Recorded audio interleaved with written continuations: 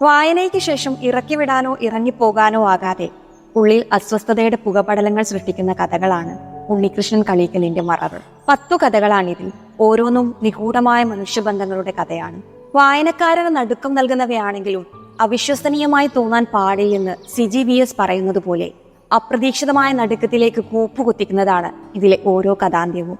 പക്ഷെ ഇങ്ങനെയൊന്നും സംഭവിക്കാൻ ഇടയില്ല എന്ന തോന്നലിൽ വായന അവസാനിപ്പിച്ചു പോകുവാൻ വായനക്കാരന് ഇടം നൽകാതെ ജീവിതത്തിന് രസം ചേർത്തുണ്ടാക്കിയ കഥകളാണ് ഇതിൽ മുഴുവനും.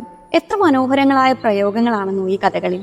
ഇടിമിന്നൽ വിറപ്പിക്കുന്ന നേരത്ത് പ്ലഗൂരി ഉപകരണത്തെ സ്വതന്ത്രമാക്കും പോലെ ലോകവുമായുള്ള സകല ബന്ധങ്ങളും താൽക്കാലികമായി വേർപ്പെടുത്തി ആ രാത്രി അവൾ പതിയിലും നേരത്തെ കിടന്നതാണ്. കൊഹരൻ മാട്രിമണി എന്ന കഥയിലെ ഡോണയെക്കുറിച്ചാണ്. ഉയർന്നു പോകുമ്പോൾ മറിഞ്ഞു പോകാതെ തന്റെ വേരുകളെ ബലത്തിൽ പിടിച്ചു നിർത്താൻ കാൽച്ചുവട്ടിൽ അവൾ തന്നെ വേണം.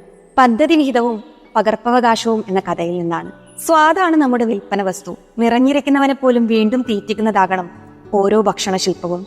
ജെറാൾഡിന്റെ സൂത്രവാക്യം കേട്ട് ആ ഭക്ഷ്യശില്പിയെ ഉള്ളിലെ കൈപൊക്കി അജയൻ സല്യൂട്ടടിക്കുമ്പോൾ ഈ എഴുത്തുകാരനെ ഉള്ളിലെ കൈപൊക്കി നമ്മളും സല്യൂട്ടടിച്ചു പോകും. അങ്ങനെ അടിവരയിട്ട് ആവർത്തിച്ചു വായിക്കാൻ തോന്നിപ്പിക്കുന്ന തരം പ്രയോഗങ്ങൾ എല്ലാ കഥകളിലും. അസാധാരണ കഥകൾ എന്ന തലക്കെട്ടോടുകൂടി ഈ പുസ്തകത്തെക്കുറിച്ച് വി ഷിനിലാൽ പറയുന്നത് പോലെ ഈ കഥകൾ നിറയെ കഥകളുണ്ട് എന്ന പോലെ ജീവനുള്ള ധാരാളം മനുഷ്യരുണ്ട്. ചിതറാത്ത ഭാഷയുണ്ട്.